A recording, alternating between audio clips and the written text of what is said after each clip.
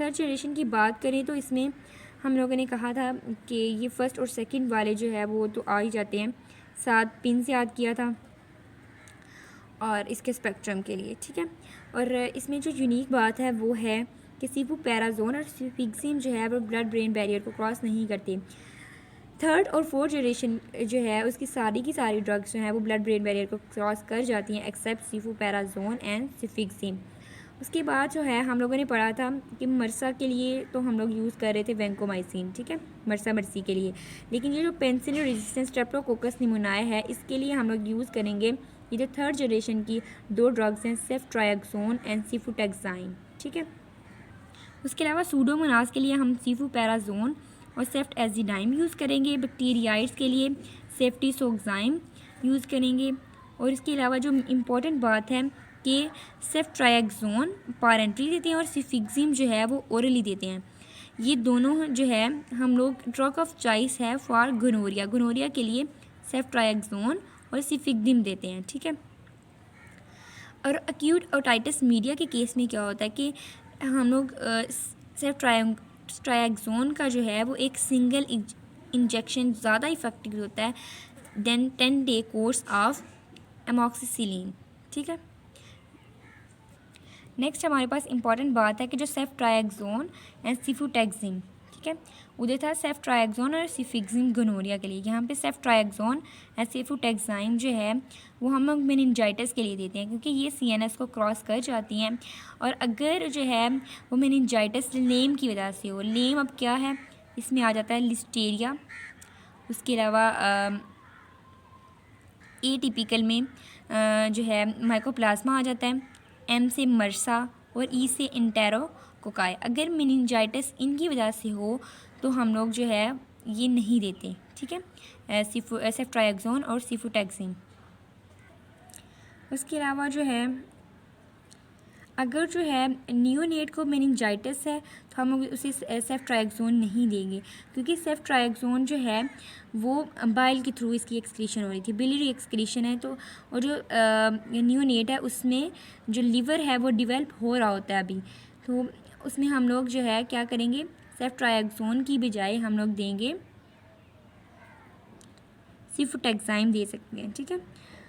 और अगर किसी जो है पर्सन को रीनल डिजीज़ है तो उसमें हम लोग सेफ्ट्रायक्सोन देंगे क्योंकि उसकी बिलियरी एक्सक्रीशन है। उसके बाद जो है फोर्थ जनरेशन सेफीपाइम की जो है वो activity gram positive activity first generation वाली होती है और ग्राम नेगेटिव एक्टिविटी जो है वो थर्ड जनरेशन ऑफ सेलेस्पोरिन की जैसी होती है। सेफ्टेरोलिन जो है वो इसके लिए इम्पॉर्टेंट है, ये इम्पॉर्टेंट MCQ है कि इसकी एक्टिविटी होती है infections caused by methicillin resistance staphylococci, ठीक है। यानी कि मरसा के लिए जो है इसकी एक्टिविटी होती है, ओके। उसके बाद आ जाते हैं इसके एडवर्स इफ़ेक्ट्स पे। इसके एडवर्स इफ़ेक्ट्स टॉक्सिसिटी को हम लोगों ने याद रखना है। इसके लिए निमोनिक है, ADP से याद कर लें कि एलर्जिक रिएक्शन, उसके अलावा डाइसल्फाम रिएक्शन और पेन।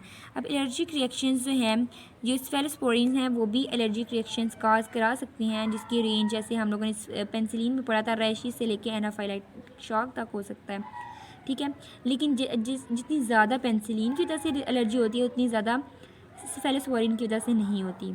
और अगर इनकी क्रॉस जो है एलर्जी की बात करें या क्रॉस हाइपर सेंसिटिविटी की बात करें सेफेलोस्पोरिन के साथ तो जो है पेनिसिलिन के साथ 100% नहीं होती बल्कि इनकम्प्लीट होती है, 5 to 10% होती है।